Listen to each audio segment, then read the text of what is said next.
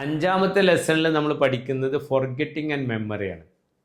ഓർമ്മിക്കാനുള്ള കഴിവും മറക്കുന്ന അവസ്ഥയും എന്താണ് എന്നാണ് നമ്മളിവിടെ പഠിക്കുന്നത്. Memory means the capacity of an individual to record, retain and reproduce the same information. ഒരു വ്യക്തി കാര്യങ്ങൾ റെക്കോർഡ് ചെയ്ത് അത് നിലനിർത്തി നമുക്ക് ആവശ്യമുള്ള സമയത്ത് ആ ഇൻഫർമേഷനെ തിരിച്ചെടുക്കുന്നതിനെയാണ് നമ്മൾ മെമ്മറി എന്ന് പറയുന്നത്.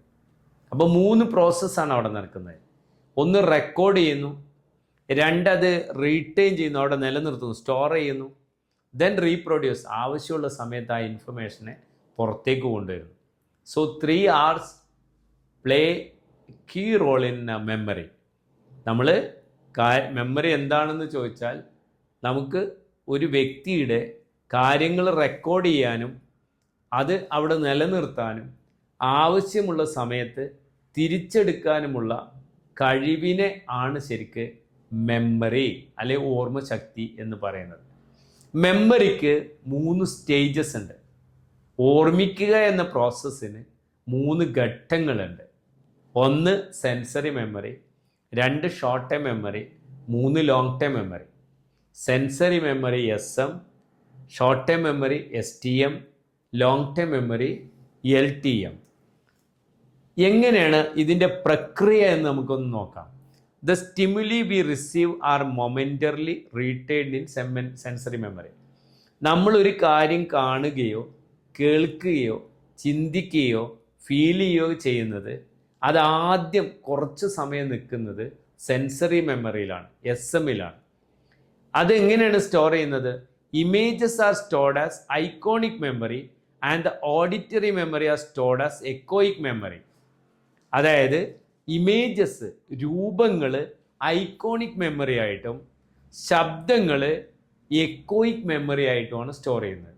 രൂപങ്ങൾ, നമ്മളൊരു ചിത്രം കാണുന്നു, ആ ചിത്രങ്ങളെ നമ്മൾ ഐക്കോണിക് മെമ്മറി ആയിട്ടാണ് സ്റ്റോർ ചെയ്യുന്നത്. അതല്ല, നമ്മളൊരു ശബ്ദം കേൾക്കുന്നു, അത് എക്കോയിക് മെമ്മറി ആയിട്ടാണ് സ്റ്റോർ ചെയ്യുന്നത്. Then information from sensory memory to STM and it stays there for 20 seconds. Sensory മെമ്മറിയിൽ വളരെ ചുരുങ്ങിയ സമയമാണ് ഒരു സ്റ്റിമുലി, നമ്മൾ കേട്ട, കണ്ട അല്ലെങ്കിൽ ആസ്വദിച്ച ഒരു സംഗതി സെൻസറി മെമ്മറിയിൽ വളരെ കുറച്ചു നേരമേ നിൽക്കുകയുള്ളൂ. എന്നിട്ടത് STMലേക്ക്, ഷോർട്ട് ടൈം മെമ്മറിയിലേക്ക് പാസ് ചെയ്യാണ്. സെൻസറി മെമ്മറിയിൽ ഒരു ഇൻഫർമേഷൻ നിൽക്കുന്നത് 20 സെക്കൻഡാണ്. ഹാർഡ്ലി 20 സെക്കൻഡാണ് സെൻസറി മെമ്മറിയിൽ ഒരു ഇൻഫർമേഷൻ നിൽക്കുന്നത്. Information from STM when it rehearse repeatedly reaches to LTM. നമ്മൾ സ്ഥിരമായി അതിനെ റിഹേഴ്സൽ കൊടുക്കുമ്പോൾ ഷോർട്ട് ടൈം മെമ്മറിയിൽ വെച്ച ഒരു ഇൻഫർമേഷൻ അത് പതിയെ പിന്നെ എങ്ങോട്ട് പോകുന്നു? ലോങ് ടൈം മെമ്മറിയിലേക്ക് പോകുന്നു. അപ്പോൾ നമ്മൾ മെമ്മറൈസിങ് പ്രോസസ്സ് എന്ന് പറയുന്നത്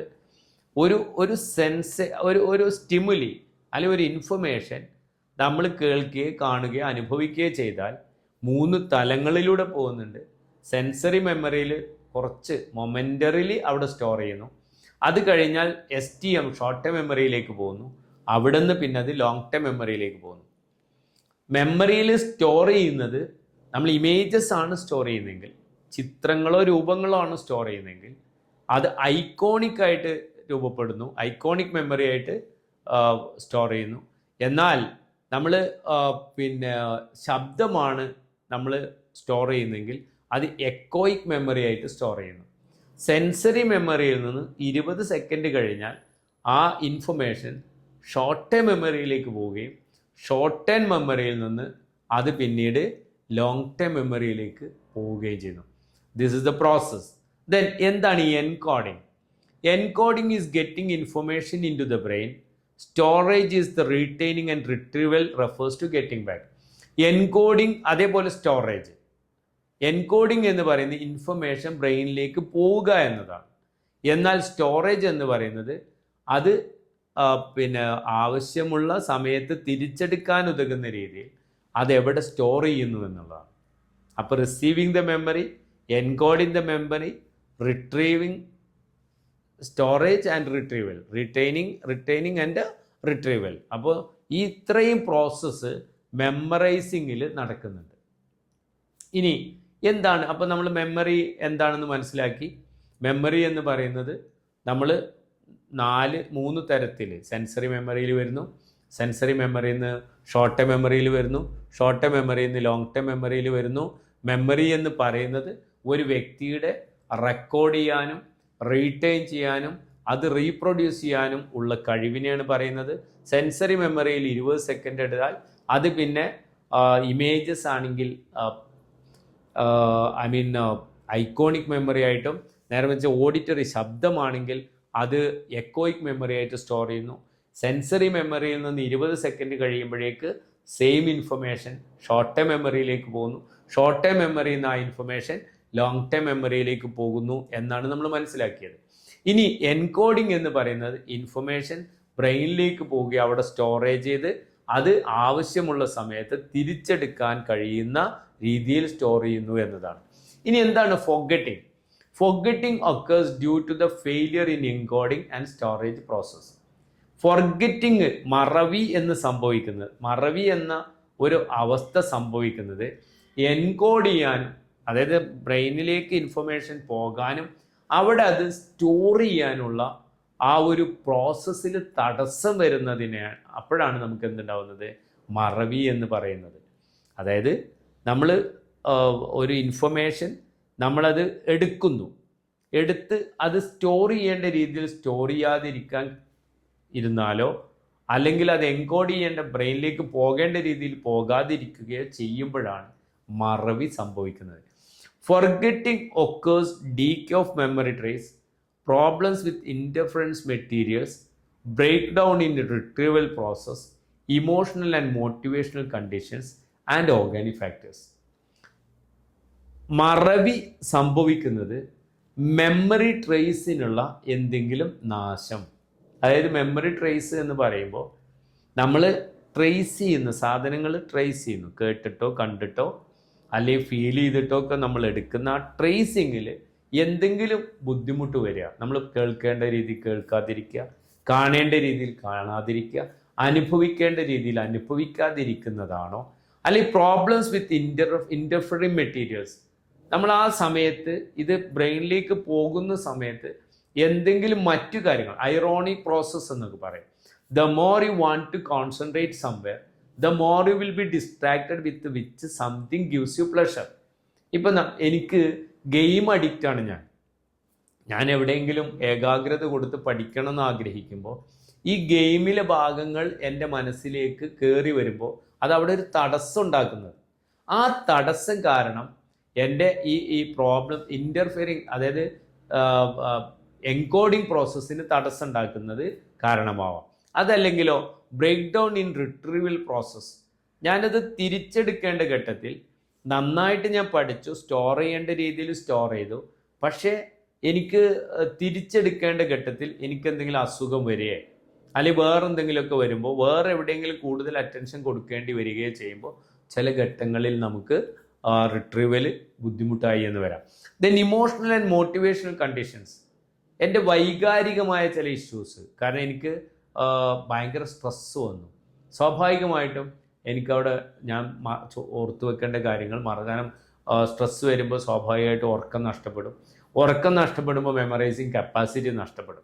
അതേപോലെ മോട്ടിവേഷൻ, എനിക്ക് തോന്നുകയാണ് ഞാനിപ്പോൾ ഇങ്ങനെ പഠിച്ചിട്ട് എന്താ കാര്യം, എന്തിനു ഞാനിങ്ങനെ കഷ്ടപ്പെടുന്നത് എന്നുള്ള ചോദ്യങ്ങൾ എൻ്റെ ഉള്ളിൽ തന്നെ ഉത്തരമില്ലാതെ വരികയാണെങ്കിൽ ആ കാരണങ്ങൾ കൊണ്ടും ഒരു പക്ഷേ എനിക്ക് മറവി സംഭവിച്ചേക്കാം. അതേപോലെ ഓർഗാനിക് ഫാക്ടേഴ്സ്, നമുക്ക് നമ്മുടെ ഇപ്പോൾ എന്തെങ്കിലും അസുഖം വന്ന് നമ്മുടെ ബ്രെയിനിനോ അല്ലെങ്കിൽ ബ്രെയിൻ ഡാമേജോ അല്ലെങ്കിൽ എന്തെങ്കിലുമൊക്കെ സംഭവിച്ചു കഴിഞ്ഞാൽ നമ്മൾ കേൾവിക്കുള്ള പ്രശ്നങ്ങളോ നമുക്ക് കാണാനുള്ള പ്രശ്നങ്ങളോ നമുക്ക് എഴുതാനുള്ള ബുദ്ധിമുട്ടുകളോ ഒക്കെ ഉണ്ടെങ്കിൽ ചിലപ്പോൾ നമുക്ക് എന്ത് ചെയ്യാൻ പറ്റില്ല, ഓർക്കേണ്ട കാര്യങ്ങൾ ഓർക്കേണ്ട രീതിയിൽ ഓർക്കാനും അത് തിരിച്ചെടുക്കേണ്ട സമയത്ത് തിരിച്ചെടുക്കേണ്ട രീതിയിൽ തിരിച്ചെടുക്കാനും കഴിയില്ല.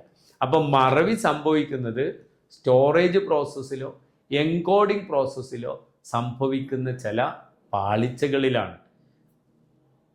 സാധാരണ മറവി സംഭവിക്കുന്നത് memory trace, decaying of memory trace, memorise ചെയ്യാനുള്ള ആ പ്രോസസ്സിൽ എന്തെങ്കിലും നഷ്ടപ്പെടുമ്പോഴോ അല്ലെങ്കിൽ നമ്മൾ ഈ എൻകോഡ് ചെയ്യുന്ന സമയത്ത് എന്തെങ്കിലും മറ്റ് വിഷയങ്ങൾ തടസ്സമായി വരുന്നത് കൊണ്ടോ, അല്ലെങ്കിൽ റിട്രീവൽ പ്രോസസ്സ് പുറത്തെടുക്കേണ്ട ഘട്ടത്തിൽ നമുക്ക് എന്തെങ്കിലും പ്രയാസങ്ങൾ അനുഭവിക്കുന്നതുകൊണ്ടോ, അല്ലെങ്കിൽ വൈകാരികമായ മോട്ടിവേഷണലായിട്ടുള്ള എന്തെങ്കിലും പ്രശ്നങ്ങളുള്ളതുകൊണ്ടോ, അല്ലെങ്കിൽ ഓർഗാനിക് ഫാക്ടേഴ്സ് എന്തെങ്കിലും നമ്മൾ ശല്യം ചെയ്യുമ്പോഴാണ് നമുക്ക് മറവി എന്ന അവസ്ഥയിലേക്ക് നമ്മൾ വരുന്നത്.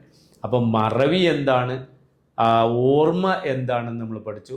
ഓർക്കുക എന്ന് പറയുന്നത്, മെമ്മറൈസിങ് പ്രോസസ്സ് എന്ന് പറയുന്നത് ഒരു വ്യക്തി റെക്കോർഡ് ചെയ്യുകയും ഇൻഫർമേഷൻ റെക്കോർഡ് ചെയ്യുകയും അത് പിന്നെ റിട്രീവ് ചെയ്യുകയും അത് ശരിക്കും സ്റ്റോർ ചെയ്തതിന് ശേഷം അവസരത്തിൽ, അതായത് തനിക്കത് ഉപയോഗപ്രദമായ ഘട്ടത്തിൽ അതിനെ തിരിച്ചെടുക്കാനുമുള്ള കഴിവിനെയാണ് നമ്മൾ മെമ്മറി, ഓർമ്മശക്തി എന്ന് പറയുന്നത്. മെമ്മറൈസിങ് നടക്കുന്നത് 3 തലങ്ങളിലാണ്: sensory memory, short time memory, long time memory. Sensory മെമ്മറിയിൽ കപ്പാസിറ്റി 20 സെക്കൻഡ് മാത്രമേ ഉള്ളൂ. അതിന് ശേഷം അത് നേരെ ഷോർട്ട് ടൈം മെമ്മറിയിൽ വരികയും ഷോർട്ട് ടൈം മെമ്മറിയിൽ നിരന്തരമായ പ്രവർത്തനത്തിലൂടെ അത് റിപ്പീറ്റേഷനിലൂടെ ലോങ് ടൈം മെമ്മറിയിലേക്ക് പോവുകയും ചെയ്യുന്നു. മെമ്മറി റെക്കോർഡ് ചെയ്യുന്നത് അല്ലെങ്കിൽ എൻകോഡ് ചെയ്യുന്നത് ഇമേജസ് ആണെങ്കിൽ അതിനെ ഐക്കോണിക് മെമ്മറി ആയിട്ടും, ശബ്ദങ്ങളാണെങ്കിൽ അത് അക്കോസ്റ്റിക് ആയിട്ടുള്ള മെമ്മറി ആയിട്ടാണ് സ്റ്റോർ ചെയ്യുന്നത്. ഇത്രയാണ് നമ്മൾ മെമ്മറിയുടെ ആ പ്രോസസ്സ് പഠിച്ചത്: sensory memory, short time memory, long time memory. ഇനി ഫോർഗെറ്റിംഗ്, മറക്കുക എന്നത് സംഭവിക്കാനുള്ള കാരണം എൻകോഡിങ്ങിലോ റിട്രീവറിലോ റീപ്രൊഡക്ഷനിലോ റീപ്രൊഡ്യൂസ് ചെയ്യുന്ന ഘട്ടങ്ങളിലോ ഏതെങ്കിലും തരത്തിലുള്ള തടസ്സങ്ങളോ, അതല്ലെങ്കിൽ ബയോളജിക്കലായിട്ട് നമുക്ക് എന്തെങ്കിലും ബുദ്ധിമുട്ടുകളോ, അതല്ലെങ്കിൽ വേറെ ഏതെങ്കിലും മാനസികമോ ആയിട്ടുള്ള പ്രശ്നങ്ങളോ ഒക്കെ വരുമ്പോഴാണ് മറവി എന്ന ഒരു ഘട്ടത്തിലേക്ക് ആ വ്യക്തി അകപ്പെടുന്നത് എന്നാണ് നമ്മൾ ഇതുവരെ പഠിച്ചത്. 6ാമത്തെ ലെസണിൽ നമ്മൾ പഠിക്കുന്നത് പ്രോബ്ലം സോൾവിംഗ് ആണ്, പ്രശ്നം പരിഹരിക്കുക. While solving a problem, we typically go through 3 logical steps, namely representing the problem, generating possible solutions, and evaluating the solution. പ്രശ്ന പരിഹാരത്തിന് സാധാരണ രീതിയിൽ 3 പ്രായോഗികമായ പടവുകളാണ് നമ്മൾ എടുക്കുന്നത്. ഒന്ന്, റെപ്രസെൻറ്റിങ് ദ പ്രോബ്ലം, ആ പ്രശ്നം എന്താണെന്ന് നമ്മൾ ഐഡൻറ്റിഫൈ ചെയ്യുന്നു. 2, ജനറേറ്റിംഗ് പോസിബിൾ സൊല്യൂഷൻ, സാധ്യമായ പരിഹാരങ്ങൾ നമ്മൾ ഡെവലപ്പ് ചെയ്യുന്നു. 3, ഇവാലുവേറ്റിംഗ് ദ സൊല്യൂഷൻ, നമുക്ക് കിട്ടിയിട്ടുള്ള സൊല്യൂഷൻസിനെ ഓരോന്നായിട്ട് അപഗ്രഥിച്ച് അതിലേറ്റവും നല്ല സൊല്യൂഷനെ നമ്മൾ കണ്ടെത്തുന്നു. ഏറ്റവും നല്ല പരിഹാരത്തെ നമ്മൾ ആ പ്രോബ്ലത്തെ പരിഹരിക്കാൻ വേണ്ടി നമ്മൾ അപ്ലൈ ചെയ്യുന്നു. അപ്പോൾ പ്രോബ്ലം സോൾവിങ് സ്കിൽസ് വളരെ അനിവാര്യമാണ്. നാഷണൽ എഡ്യൂക്കേഷൻ പോളിസി 2020 വിഭാവന ചെയ്യുന്നത് നിങ്ങളുടെ മാർക്കോ ഗ്രേഡോ സർട്ടിഫിക്കറ്റോ നോക്കി ഈ മത്സരമുള്ള ലോകത്ത് ആർട്ടിഫിഷ്യൽ ഇൻ്റലിജൻസിലൂടെ 85% തൊഴിലവസരങ്ങൾ മെഷീൻ കൊണ്ടുപോകുമ്പോൾ, AI കൊണ്ടുപോകുമ്പോൾ, ബാക്കി വരുന്ന 15% തൊഴിലവസരങ്ങൾ സ്വായത്തമാക്കാൻ ആ വ്യക്തി അതിന് തയ്യാറാവണമെങ്കിൽ, അദ്ദേഹത്തിനത് കഴിയണമെങ്കിൽ പ്രോബ്ലം സോൾവിങ് സ്കിൽസ് വളരെ അനിവാര്യമാണ്. Critical thinking, problem solving skills and communication skills, ഈ 3 സ്കിൽസ് ഉണ്ടെങ്കിൽ മാത്രമേ ഒരു വ്യക്തിക്ക് ഈ കഠിനമായ മത്സരമുള്ള ഈ ലോകത്ത് സർവൈവ് ചെയ്യാൻ പറ്റുള്ളൂ. അപ്പോൾ പ്രോബ്ലം സോൾവിങ് സ്കിൽസിൽ ഏറ്റവും പ്രധാനപ്പെട്ട 3 ഘട്ടങ്ങൾ എന്ന് പറയുന്നത് എന്താണ് പ്രശ്നമെന്ന് നമ്മൾ അപഗ്രഥിക്കുന്നു, ആ പ്രശ്നത്തിനുള്ള പരിഹാരങ്ങൾ നമ്മൾ ജനറേറ്റ് ചെയ്യുന്നു, കണ്ടെത്തുന്നു. ഓരോ പരിഹാരത്തെയും ഇൻഡിവിജ്വലായിട്ട് നമ്മൾ പരിശോധിക്കുന്നു. അതിലേറ്റവും നല്ല ഒരു പരിഹാര മാർഗത്തെ നമ്മൾ എടുക്കുന്നു. എന്നിട്ട് ആ പരിഹാര മാർഗം അവലംബിച്ചതിന് ശേഷം നമ്മളതിനെ ഒന്ന് ഇവാലുവേറ്റ് ചെയ്യുന്നു. അങ്ങനെ 3 പ്രോസസ്സിലൂടെയാണ് പ്രോബ്ലം സോൾവിങ് പോകുന്നത്. ഒന്ന്, പ്രശ്നത്തെ നമ്മൾ ഒന്ന് പഠിക്കുന്നു, അല്ലെങ്കിൽ ആ പ്രശ്നത്തെ മനസ്സിലാക്കുന്നു, ഡിഫൈൻ ചെയ്യുന്നു. 2, അതിനുള്ള പരിഹാരങ്ങൾ നമ്മൾ കണ്ടെത്തുന്നു. ആ പരിഹാരങ്ങളിൽ നിന്ന് ബെസ്റ്റ് പരിഹാരം നമ്മൾ എടുക്കുന്നു, എന്നിട്ട് ഇവാലുവേറ്റ് ചെയ്യുന്നു. പ്രോബ്ലം സോൾവിങ് സ്കിൽസിനെ കുറിച്ചാണ് നമ്മൾ ഇതുവരെ ചർച്ച ചെയ്തത്. പ്രോബ്ലം സോൾവിങ്ങിന് സ്കില്ലില്ലെങ്കിൽ ആ വ്യക്തിയെ സംബന്ധിച്ചിടത്തോളം മുന്നോട്ടുള്ള പ്രയാണം പലപ്പോഴും ബുദ്ധിമുട്ടാണ്. പ്രോബ്ലം സോൾവിങ്ങിൽ നമ്മൾ എടുക്കുന്ന ചില നിലപാടുകളുണ്ട്. 3 കാര്യങ്ങൾ അനിവാര്യമാണ്. 1, പ്രശ്നം എന്താണെന്ന് ഡിഫൈൻ ചെയ്യുക. 2, പ്രശ്ന പരിഹാരത്തിനുള്ള മാർഗങ്ങൾ മാക്സിമം രൂപപ്പെടുത്തുക.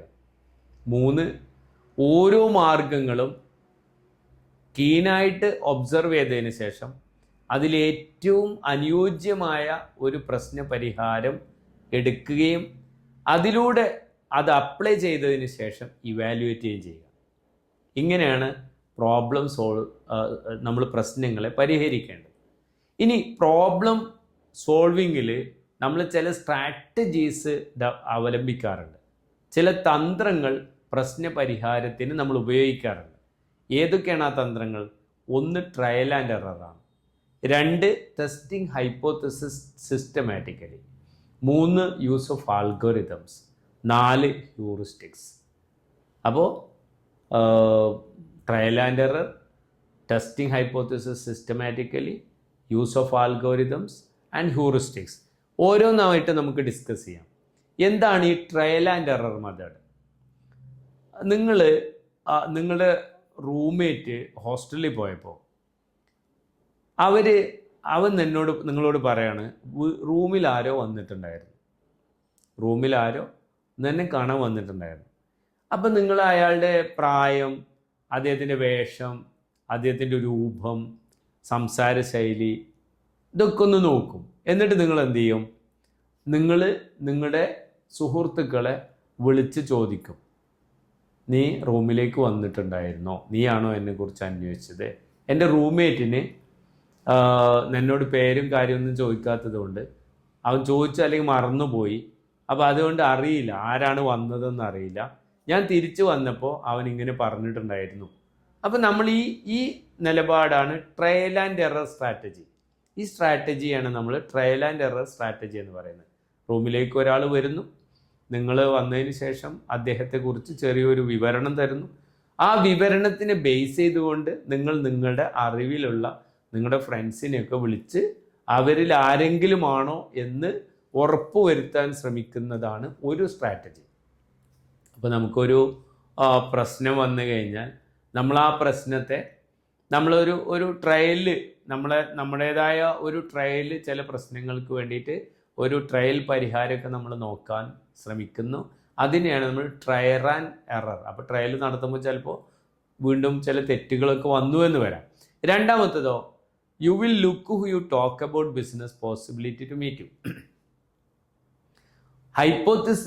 ഹൈപ്പോത്തസിസ് ടെസ്റ്റ് എന്നാണ് അതിന് പറയുന്നത്. അതെന്താണ്? നിങ്ങളുടെ റൂംമേറ്റ് നിങ്ങളോട് പറയുകയാണെന്ന് എന്നെ കാണാൻ വേണ്ടി ആരോ വന്നിരുന്നു. അപ്പം നിങ്ങൾ ആലോചിക്കുകയാണ്, ഞാനിപ്പോൾ ബിസിനസ്സിനെ കുറിച്ച് ആരോടൊക്കെയാണ് സംസാരിച്ചത്? അപ്പോൾ ആ സംസാരിച്ച വ്യക്തികളിൽ ആരൊക്കെയാണ് എന്നെ വന്ന് കാണാൻ സാധ്യതയുള്ളത്? അങ്ങനെ എന്തെങ്കിലും ഹൈപ്പോത്തസിസ് വെച്ചിട്ട് ആ ഹൈപ്പോത്തസിസിൻ്റെ ഭാഗമായി പ്രശ്നങ്ങളെ പരിഹരിക്കാൻ ശ്രമിക്കുന്നു. ഇപ്പോൾ ഉദാഹരണത്തിന് നിങ്ങളുടെ സ്റ്റാഫിന് അദ്ദേഹത്തിൻ്റെ അടുത്ത് നിന്ന് ഒരു റോങ് ആയിട്ടുള്ള എന്തെങ്കിലും ഒരു സംഗതി സംഭവിച്ചു, പക്ഷെ ഒരാൾ നിങ്ങൾക്ക് റിപ്പോർട്ട് ചെയ്യാം. അപ്പോൾ ആ റിപ്പോർട്ട് ചെയ്യുമ്പോൾ ഇത് സത്യമാണോ, അതോ ഇതിലിനി കളവുണ്ടെങ്കിൽ നന്നായിട്ട് പെർഫോം ചെയ്യുന്ന എൻ്റെ ഒരു സ്റ്റാഫിനെ ഞാൻ പറഞ്ഞു വിട്ട് കഴിഞ്ഞാൽ പിന്നെ ഒരു പക്ഷേ എനിക്കത് പിന്നീടൊരു ഖേദം അനുഭവിക്കേണ്ടി വന്നാലോ, ഖേദമായി തോന്നിയാലോ, നല്ലൊരു പെർഫോമറെ ഞാൻ വെറുതെ തിരിച്ചു വിട്ടതാണെങ്കിലോ? അപ്പം നമ്മൾ എന്ത് ചെയ്യുന്നു? നമ്മൾ ഇയാൾ പോകാൻ സാധ്യതയുള്ള, അല്ലെങ്കിൽ ഇയാളോട്ട് കുറച്ചുകൂടി ബന്ധമുള്ള, അയാളെ 1, 2, 3 ദിവസം മുമ്പ് കണ്ടിട്ടുള്ള, നമുക്ക് വിശ്വസിക്കാൻ പറ്റുന്ന, പക്ഷപാതപരമായി സംസാരിക്കാത്ത ഒരു വ്യക്തിയോട്, അല്ലെങ്കിൽ 1, 2 വ്യക്തികളോട് നമ്മൾ അദ്ദേഹത്തിൻ്റെ ആ ഒരു ദിവസങ്ങളിൽ നിങ്ങൾ എവിടുന്ന് അയാളെ കണ്ടത്, എന്തെങ്കിലും സംഭവിച്ചിട്ടുണ്ടോ എന്നൊക്കെ ചോദിച്ചറിഞ്ഞ് അവന് ആ ഒരു റോങ് ഡൂയിങ്ങിന് ചാൻസ് ഉണ്ടായിട്ടുണ്ടോ എന്നൊന്ന് നിരീക്ഷിച്ച് ഒരു ഹൈപ്പോത്തസിസിലൂടെ കണ്ടെത്തുന്നതിനാണ് നമ്മൾ ഹൈപ്പോത്തിസിസ് ടെസ്റ്റ് എന്ന് പറയുക. അപ്പോൾ ട്രയൽ ആൻഡ് എറർ പോലെ തന്നെ ഹൈപ്പോത്തിസിസ് ടെസ്റ്റ്. Then algorithms. നമ്മൾ ഒരു പ്രശ്നം വരുമ്പോൾ 1000കണക്കിന് സ്ട്രാറ്റജീസ് ഇതേ സാഹചര്യത്തിലൂടെ കടന്നു പോയ മറ്റു പലരുടെയും അനുഭവങ്ങൾ ശേഖരിച്ചുകൊണ്ട് അതിൽ നിന്നൊരു സൊല്യൂഷൻ നമ്മൾ കണ്ടെത്തുന്നതിനാണ് നമ്മൾ ആൽഗോരിതംസ് എന്ന് പറയുന്നത്. ഇപ്പോൾ ഉദാഹരണത്തിന് നമ്മുടെ സ്റ്റാഫ് വളരെ സിൻസിയറാണ്, ഡെഡിക്കേറ്റഡ് ആണ്. പക്ഷെ ചില മേഖലയിൽ അദ്ദേഹം ചെയ്യുന്ന പ്രവർത്തനങ്ങൾ പലപ്പോഴും എന്തുണ്ട്, നമ്മുടെ കമ്പനിയുടെ ഗുഡ്വില്ലിനെ ബാധിക്കുന്നുണ്ട്. അപ്പോൾ ഈ ഒരു സ്റ്റാഫിനെ പറഞ്ഞു വിടണോ വേണ്ടേ, ഇതാണിപ്പോൾ നമ്മുടെ പ്രശ്നം അവിടെ. അതാണ്. അപ്പോൾ നമ്മൾ എന്ത് ചെയ്യുന്നു, ഒരു എക്സ്പേർട്ടായിട്ടുള്ള കുറേ ആളുകളോട്, കൺസൾട്ടൻസിനോട്, അതല്ലെങ്കിൽ നമ്മുടെ കൊളീഗ്സിനോട്, അതല്ലെങ്കിൽ മറ്റു ബിസിനസ് ഇൻഡസ്ട്രിയിലുള്ള ആളുകളോട്, അല്ലെങ്കിൽ നമ്മൾ ചെയ്യുന്ന സെയിം ബിസിനസ് ചെയ്യുന്നവരോട്, അതല്ലെങ്കിൽ കുറച്ച് പക്വത വന്ന ആളുകളോട്, റിട്ടയർ ചെയ്തിട്ടുള്ള ആളുകളോട്, സൈക്കോളജിസ്റ്റിനോട്, അങ്ങനെ കിട്ടാവുന്ന മാക്സിമം ഇൻഫർമേഷൻസ് ഗ്യാദർ ചെയ്തിട്ട് അതിലൊരു തീരുമാനം എടുക്കുന്ന ആ ഒരു സ്ട്രാറ്റജിയാണ് നമ്മൾ അൽഗോരിതം സ്ട്രാറ്റജി എന്ന് പറയുന്നത്. Then the last one, heuristics method. Use the strategies based on your earlier experiences. നമുക്ക് മുൻപുണ്ടായിട്ടുള്ള അനുഭവങ്ങളെ മാത്രം ബേസ് ചെയ്തുകൊണ്ട് നമ്മളൊരു പ്രശ്നത്തിലേക്ക് വരുമ്പോൾ ആ പ്രശ്നത്തിന് നമ്മൾ പരിഹാരം കാണുന്നു. ഇപ്പോൾ സപ്പോസ് നിങ്ങൾക്ക് നോ പറയാൻ പറ്റാത്ത ഒരു വ്യക്തി നിങ്ങൾക്ക് ഒരുപാട് കാര്യങ്ങളിൽ സഹായം ചെയ്യുന്നതാണ്. പക്ഷേ അദ്ദേഹം കടം വാങ്ങിക്കഴിഞ്ഞാൽ തിരിച്ചു തരില്ല. അപ്പോൾ ഒരു പ്രാവശ്യം കടം വാങ്ങി, അത് നിങ്ങളൊരു ട്രയൽ എന്നുള്ള നിലക്ക് കൊടുത്തു, ആ ക്യാഷ് പറഞ്ഞ സമയത്ത് തന്നില്ല, പിന്നെ സ്വരം ഒന്ന് കുറച്ച് മാറ്റിയപ്പോഴാണ് അദ്ദേഹം ആ പൈസ നിങ്ങൾക്ക് തിരിച്ചു തന്നത്.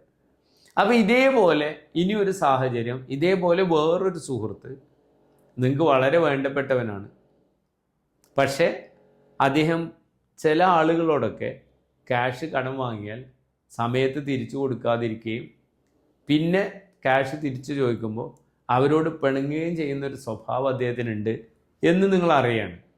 അപ്പം നിങ്ങൾക്കുണ്ടായിട്ടുള്ള പേഴ്സണലായിട്ടുള്ള എക്സ്പീരിയൻസ്, മുമ്പ് നിങ്ങൾക്ക് 1-2 വ്യക്തികൾക്ക് നിങ്ങളിങ്ങനെ ക്ലോസ് ആയിട്ടുണ്ടായിരുന്ന ആളുകളെ പണം കടം കൊടുത്തതിൻ്റെ പേരിൽ ആ ബന്ധം സ്പോയിലാവുന്ന ഒരു അവസ്ഥ ഉണ്ടായിട്ടുണ്ട്.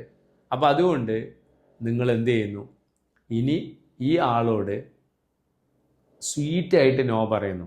നോ പറയുന്നത് കേൾക്കുമ്പോൾ ആളുകൾക്ക് ബുദ്ധിമുട്ടാണ്, പക്ഷേ സ്വീറ്റായിട്ട് അവരെ വിഷമിപ്പിക്കാത്ത രീതിയിൽ അവരോട് പറഞ്ഞ് ഒഴിയാനുള്ള ഒരു നിലപാടെടുക്കുന്നു.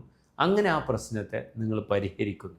അപ്പോൾ ഞാൻ പറഞ്ഞു വന്നത്, പ്രോബ്ലം സോൾവിങ് സ്കിൽസ് ഒരു വ്യക്തിയെ സംബന്ധിച്ചിടത്തോളം വളരെ അനിവാര്യമാണ്.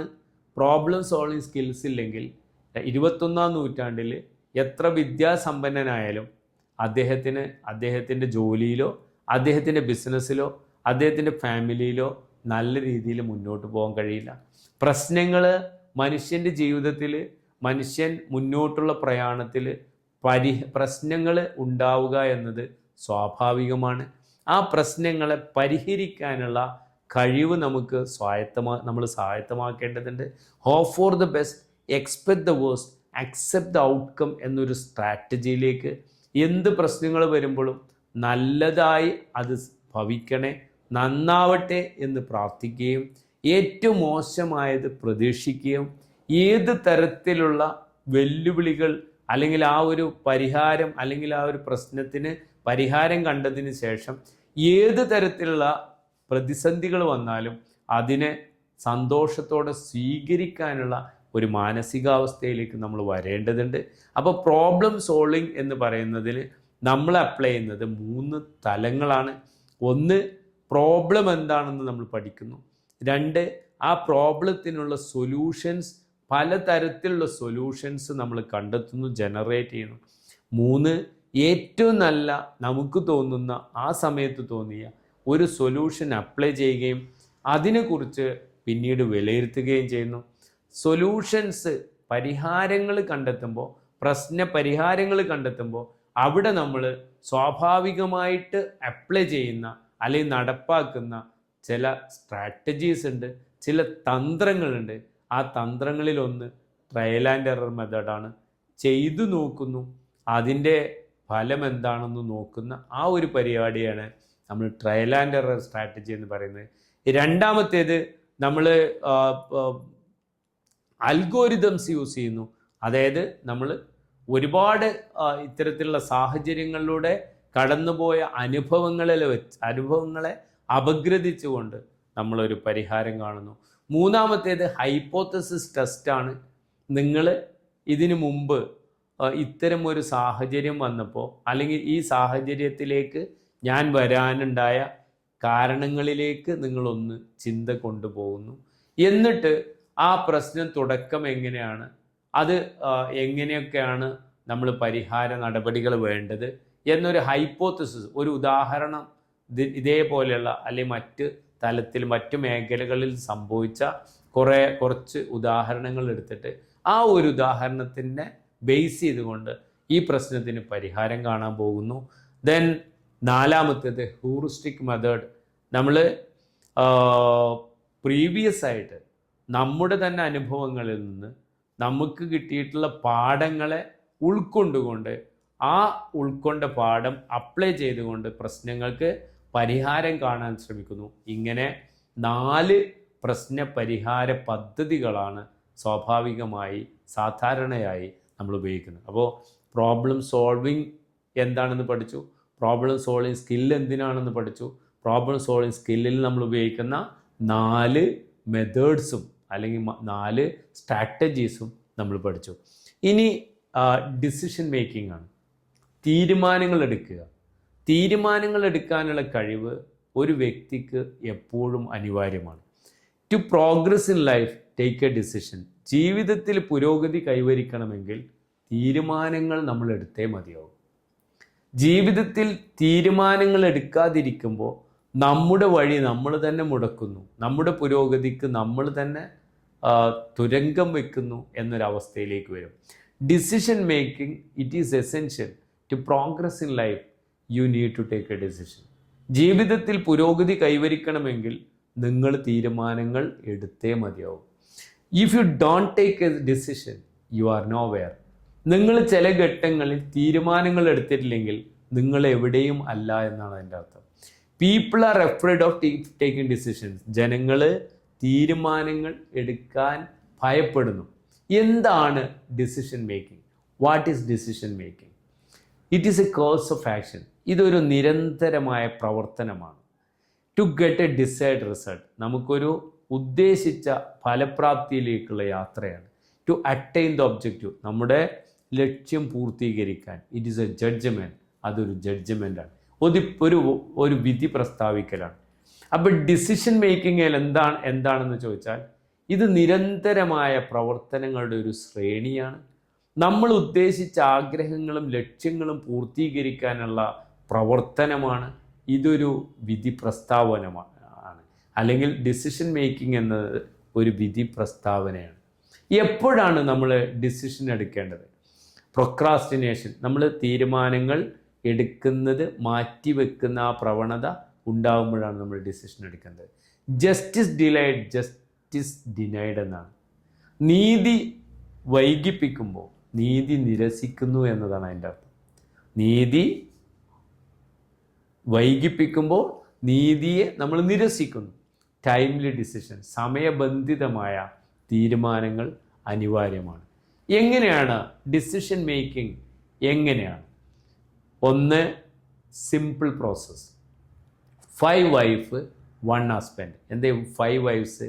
What, when, which, where, why, who. These are the 5 wifes. What, when, which, when, why, who. 5 wifes. How, ഒരു ഹസ്ബൻഡ്. അപ്പോൾ ആര്? ഒന്നുകൂടി പറയാം.